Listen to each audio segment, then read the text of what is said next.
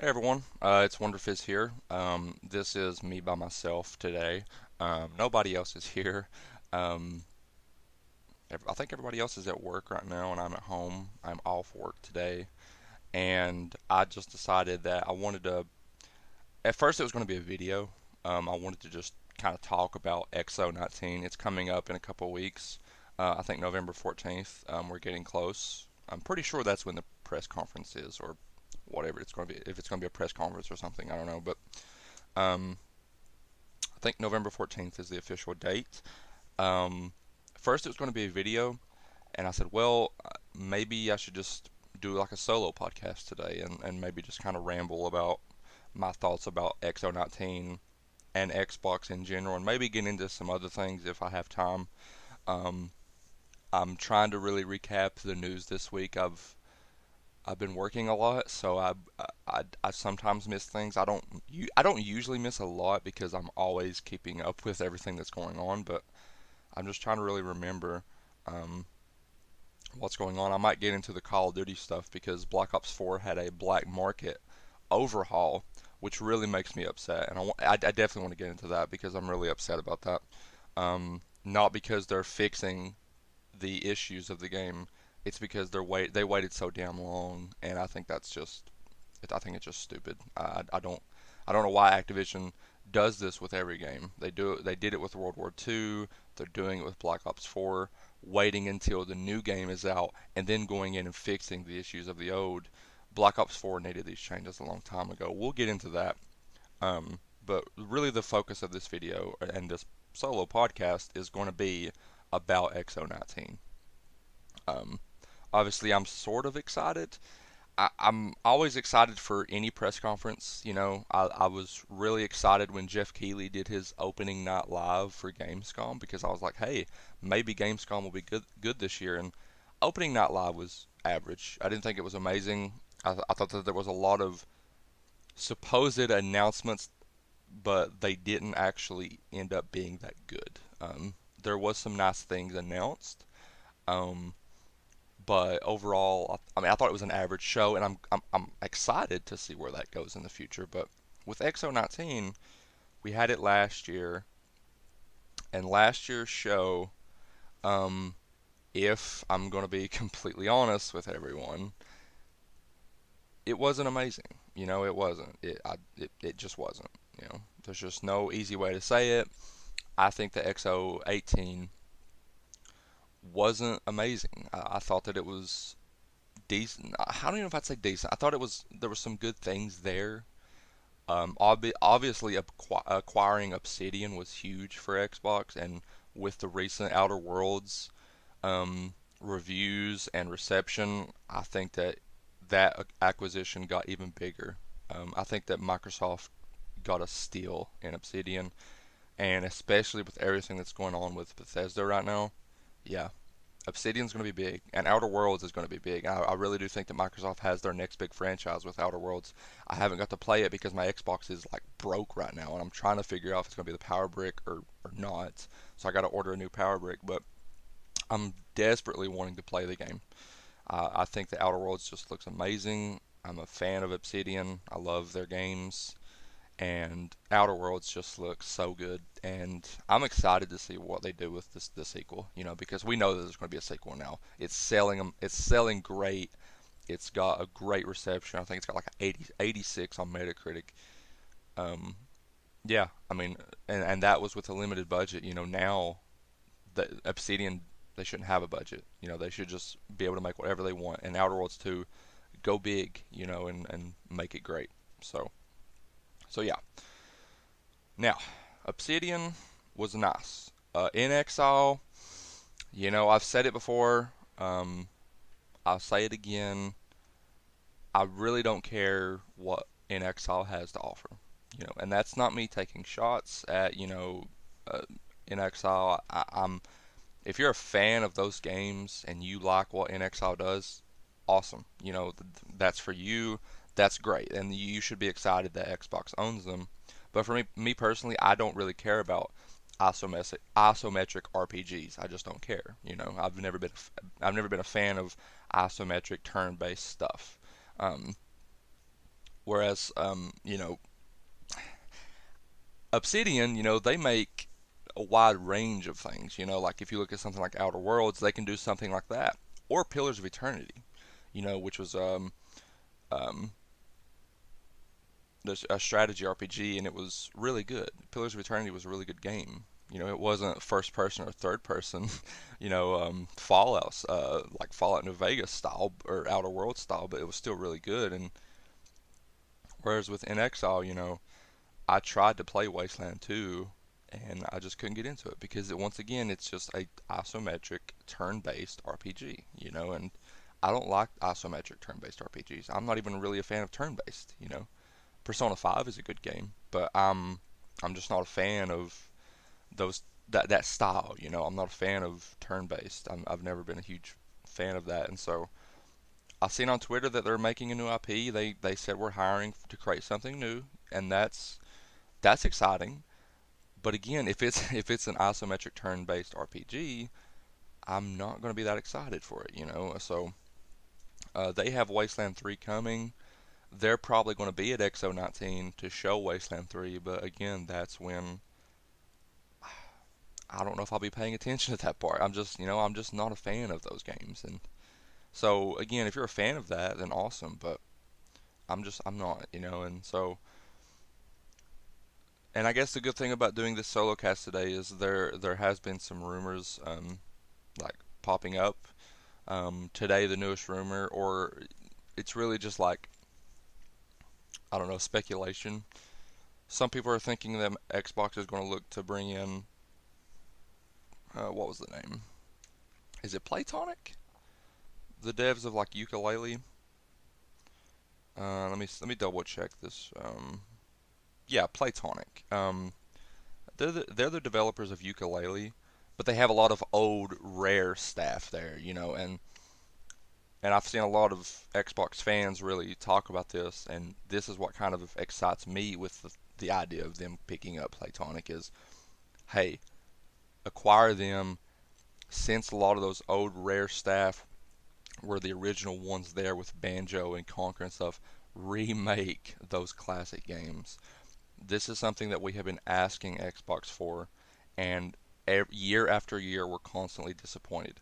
Every year at E3, most people, if you ask them what their predictions are, what is one thing they want to see, usually they will say Banjo, Banjo remake, Banjo 3, Conquer remake, just something like that because they're iconic characters. People love them. They want them back.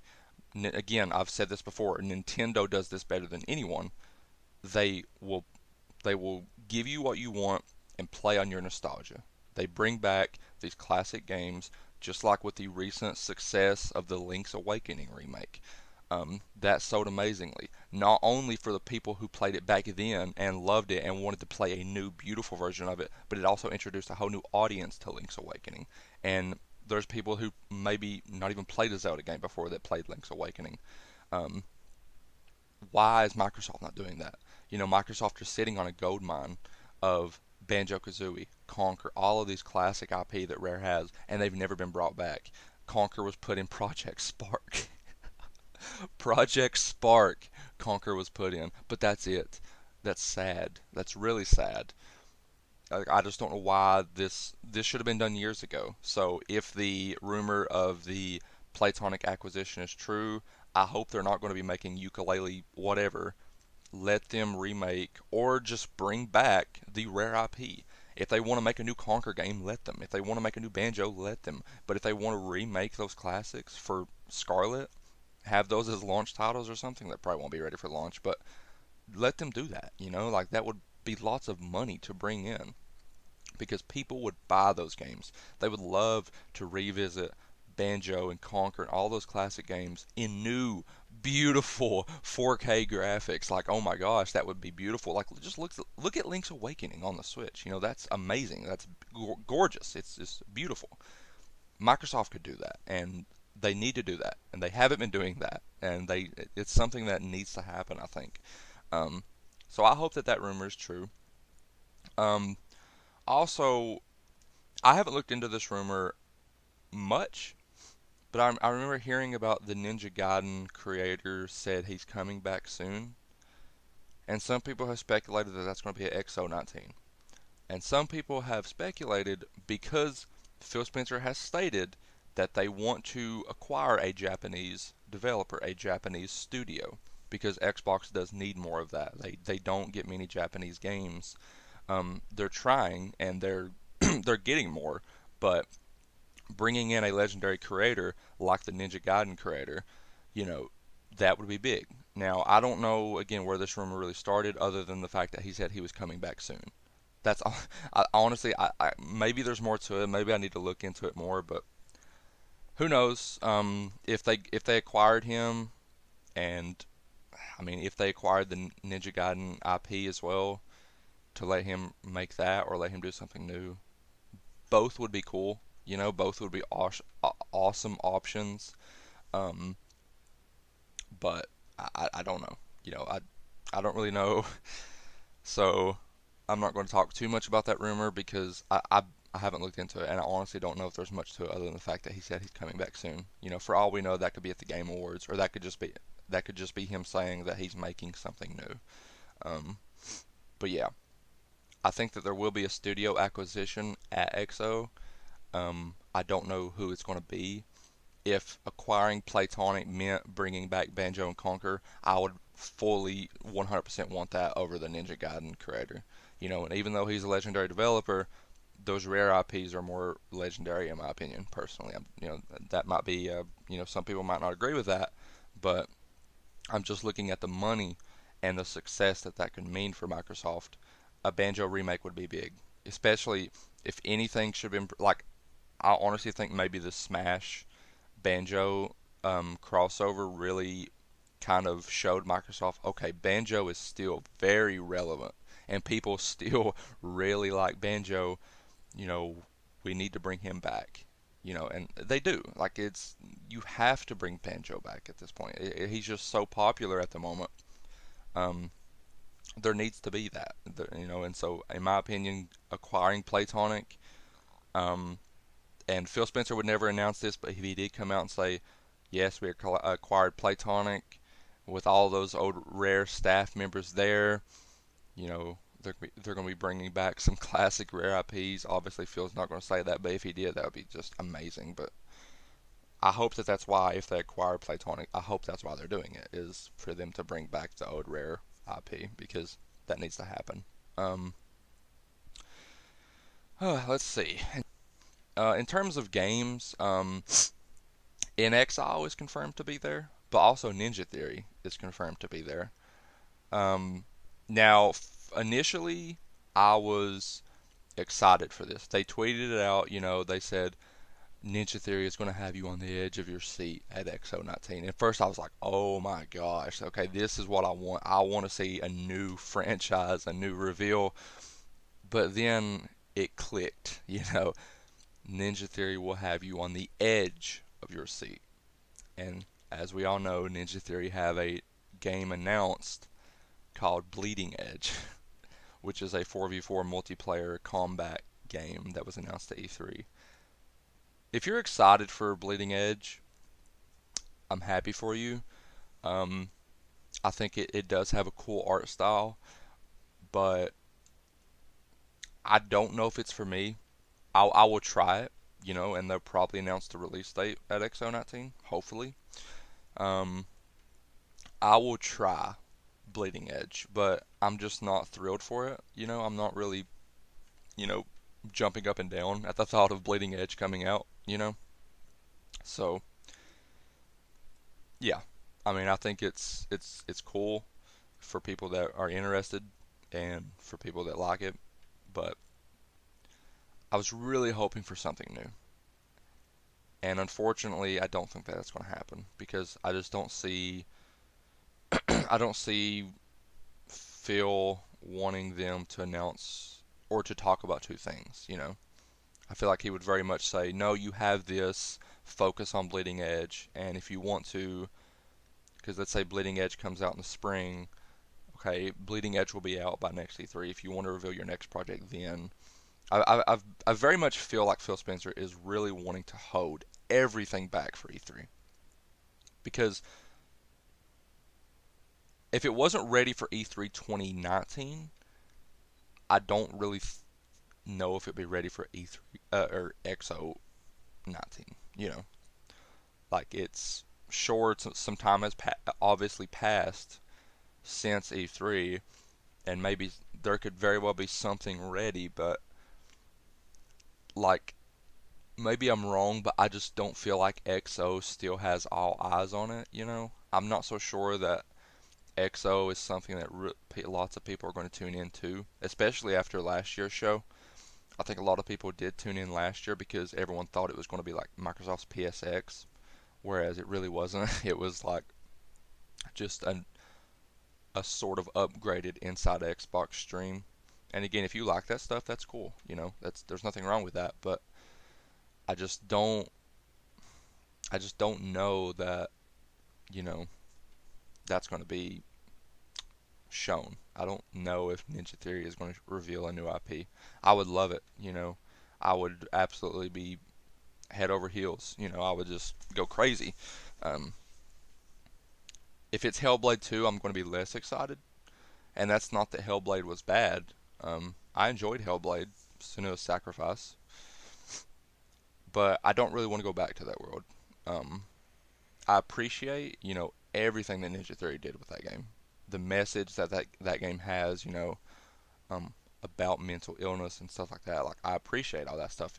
I thought it was a really good game, but I'm not so sure that that's um, an IP that I really want to play anymore. Like I beat Hellblade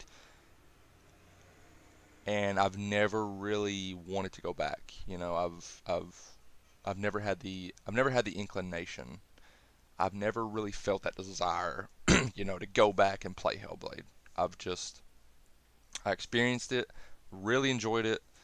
I thought the storytelling was really good, but there was also some gameplay things that I didn't enjoy about Hellblade. You know, I thought that the puzzle solving was cool, but sometimes it got tedious.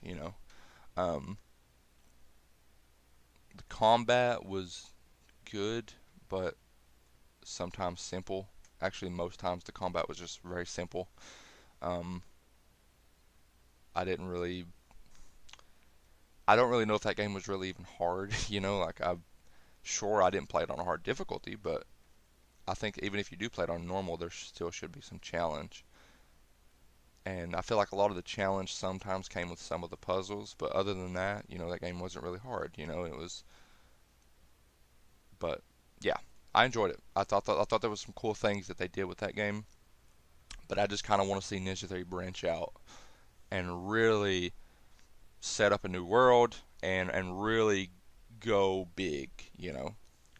Because I felt like with the limit that they had on like the budget and stuff, I really feel like they had to sort of aim low with Hellblade. And I know that sounds like I'm saying the game is bad or something. No, I'm not saying that. I just think it's clear that there's some things that they didn't have the chance to focus on with Hellblade.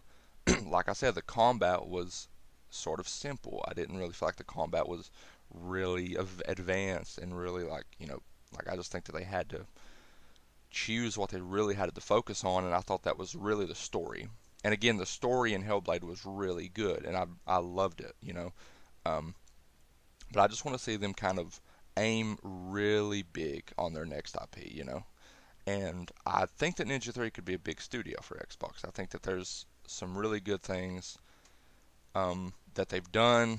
I think that they have um, like the creative director at Ninja Theory. I think his name's Tamim. I can't remember his last name, but his name's Tamim. I think he is a creative genius. I really think that he has potential, and I don't know if he's told his best story yet. I really feel like that's what I'm saying. I really feel like he could really tell a even better story, an even bigger story, and that's really why I want them to go in a new direction, new IP. If it's Hellblade 2, I will play it and I will be excited for it, but I would be even more excited for a new IP from Ninja Theory. But I don't think that's going to get announced at this show, unfortunately. Um, and then one of the things I really want to see at X019 is Halo Infinite. Um, Obviously, if you're new to this channel, if this is the first time you ever watched this channel, me, Wunderfizz, um, I'm a Halo nerd. I'm a Halo mega fan. Halo is my favorite franchise. Master Chief is my favorite video game character. I love Halo. And Halo Infinite has continuously left my jaw on the floor. I thought in 2018 at the reveal was beautiful. I thought it was just so nice to see Halo look and sound like Halo again.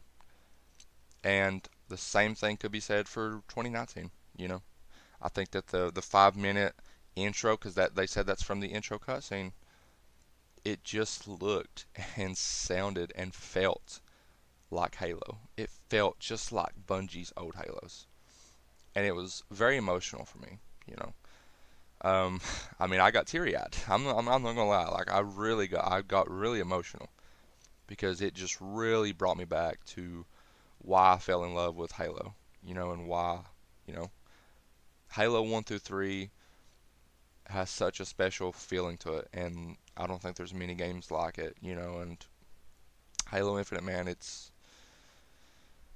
it it just it just looks amazing, and I'm putting all of my trust into 343. Halo 4 and 5 were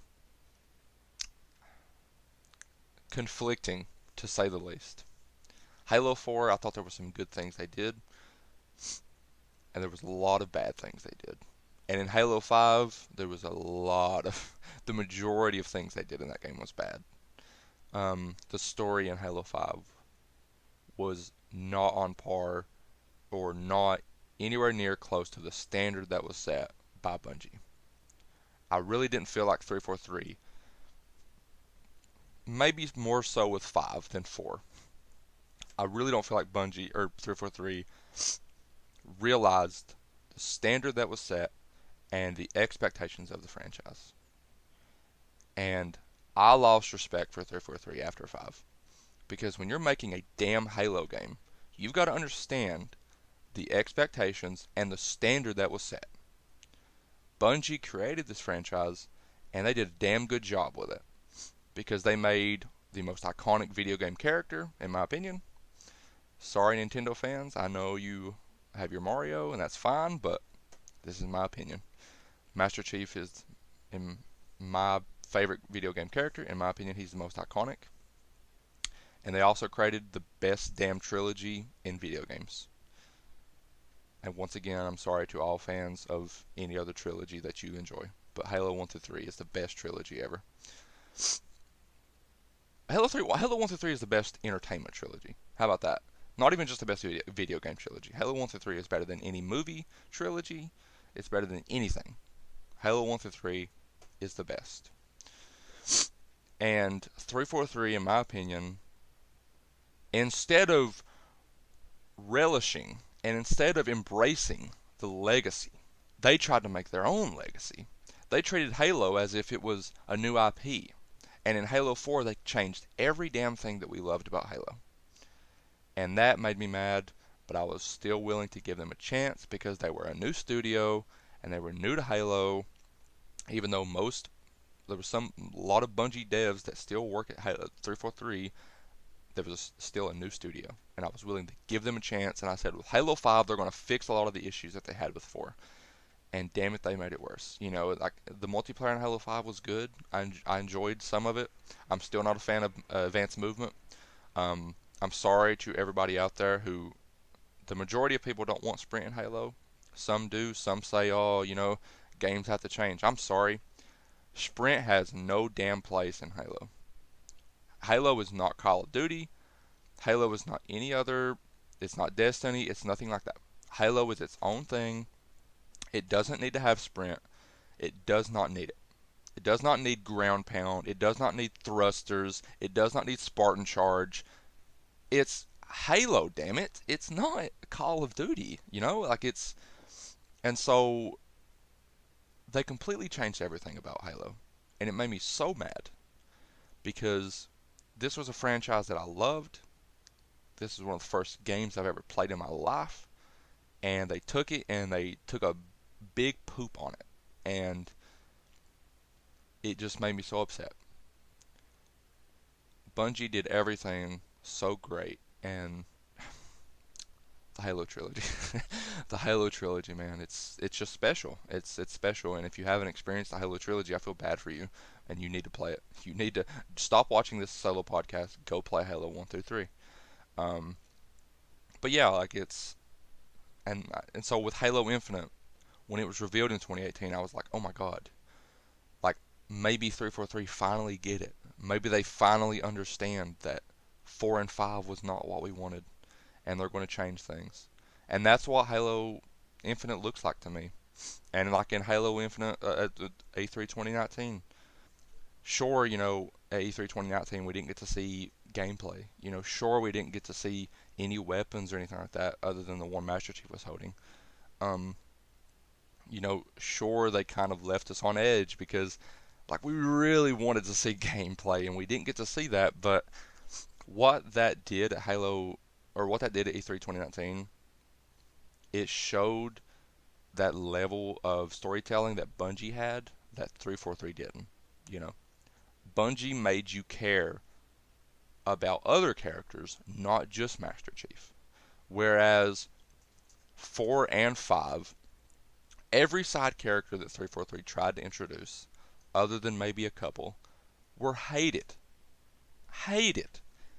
I mean, like, in Halo 5, like, come on.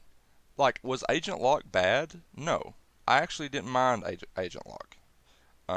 Agent Locke I thought was a good character. I just thought that the writing was terrible. Um, and I'm so glad that a lot of most of the writing team that was on 4 and 5 have left. I'm really excited about that. Because the writing in Halo 5 was terrible, and I thought that the you know Locke's team was just so poorly written. Like Locke could have been an awesome character, and I wouldn't mind to see Locke come back in Halo Infinite. Um, because I thought that he was one of the only really good ones. Like I liked Locke, but his entire team was boring. Um, Blue Team was boring. You know, don't get me started on Sarah Palmer in Halo 4, one of the most hated Halo characters ever. Like such an obnoxious character. Like 343, what were you thinking? Like in the Halo trilogy, there were so many characters to care about. I mean, don't get me started on Sergeant Johnson.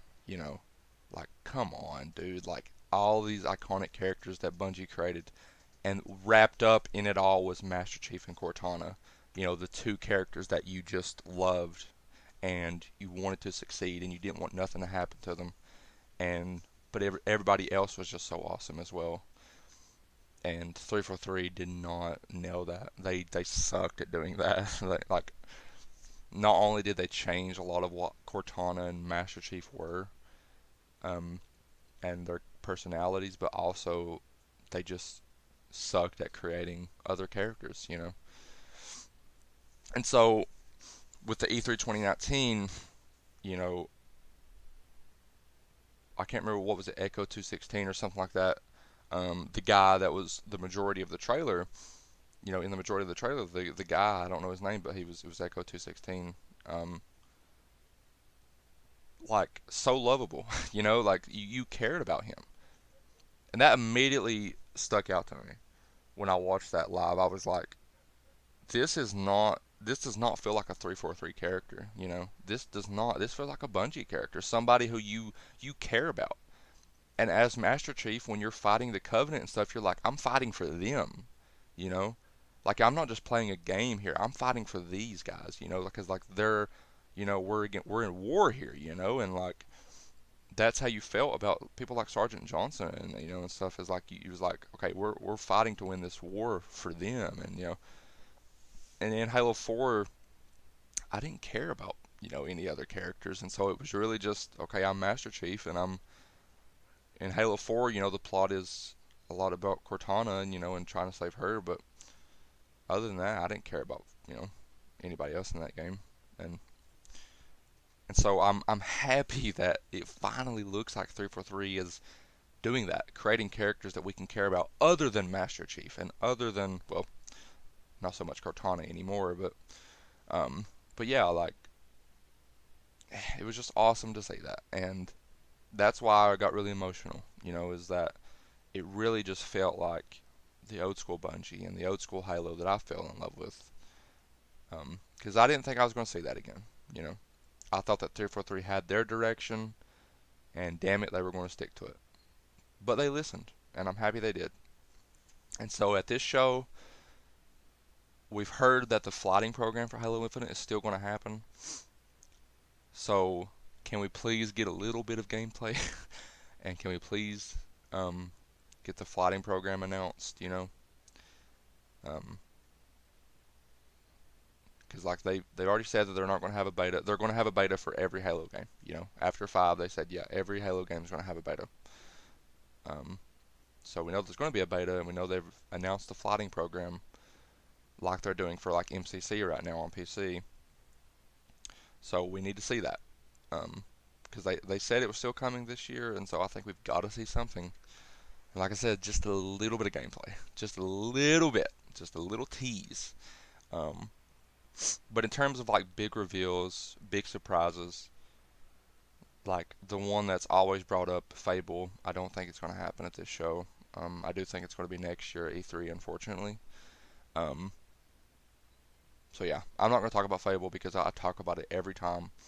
And I know, like, if you're new and you haven't watched my other videos, you're like, hey, come on, talk about Fable. I've said everything there is to say. Like, every time we do a podcast or anything, I bring up Fable. I did an X019 predictions video back at Gamescom when it got, when they announced all the stuff. I was talking about Fable again, and like, I just talk about it. And at this point, I'm kind of tired of talking about it, man. Like, I've talked about it so much that like, I just want to see it at this point. And I would love to see Phil Spencer come out at X019.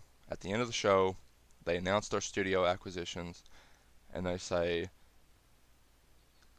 um, and let's say he just starts talking about all the studios they've got. We've got this studio, and like, and then he's like, Playground Games, we're happy to announce, and then, like the Fable logo shows up, like their new Fable logo shows up on the screen, and he's like, yes, the rumors are true.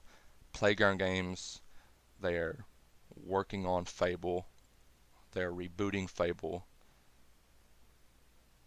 This is the logo. Next year, E3 will be the gameplay worldwide reveal alongside Xbox Scarlet. And that closes the show. And you know what that does? It gets us excited. It gets us excited because we know it exists. Like, there's been so much of Fable that it's like, at this point, I'm just starting to question, like, does it really exist? Like, all the leaks and the rumors hinted at it actually existing, but like it's been so long, like I don't know, like I don't know if it does exist, and I just want to be excited about it, because Fable is another one of my franchises that I love, and I want to see it come back, and I want to see it, just I want to see it. I want to see Fable. I want to see what Playground Games is going to do with the game, and like I said, I really don't want to talk about that much because I've just talked about it so much, but I do love Fable, and I want to see Playground Games really like go hardcore with Fable, because there's a lot of ideas in Fable that weren't branched out, like the one I can't remember if I brought this up on stream or not, but like becoming a king, like I thought that was such a cool idea, but I don't know if it was really fleshed out to the like I really want in the new Fable. Like I want to feel like I'm a king. I want to really go around and throughout the entire game, after hundreds of hours, I still have decisions to make as king because after all, I am king. I want that to be in the new Fable, not just you have a couple decisions to make at the end of the game and then that's it. I really want to be king all the time I play that game. Um, it could be special, man. The new Fable could be special on Scarlet. It could really be big, and that's why I'm so excited for it. um, but yeah, I don't really know what else to talk about with XO because there's just a lot that's up in the air, studio acquisitions and Fable and Halo, all that good stuff. But I think I'm going to end it here. I'm going nearly 40 minutes. I didn't think I was going to go this long. But yeah, that's it. Thank you all for watching. I hope that X019 is a really good show for all of us Xbox fans. I think that Xbox fans have been waiting a long time to see new games, and I think they deserve to see it. And so I'm hoping at X019 we see that. So thank you all for watching. Um, Subscribe if you are new. Subscribe. Enjoy our other podcasts. All of our other podcasts are done with me, Skylar, and Packboy, and well, the majority of them are with me and Skylar. But yeah, enjoy. Subscribe. Follow me on Twitter at the Wunderfizz, and I will see you all in the next video.